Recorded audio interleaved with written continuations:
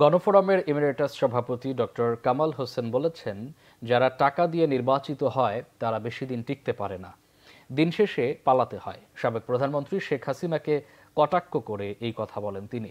বৃহস্পতিবার রাজধানীর প্রেস ক্লাবে আয়োজিত এক অনুষ্ঠানে এই মন্তব্য করেন তিনি। ডক্টর কামাল হোসেন বলেন, ক্ষমতাকে নিজের কাজে না লাগিয়ে জনগণের কাজে লাগাতে হয়, তাহলে দেশ ছেড়ে পালাতে হয় না। এ সময় তিনি বলেন, এই দেশের মাটিতেই আমার কবর হবে। দেশের মানুষের জন্য কাজ করারও অঙ্গীকার করেন তিনি।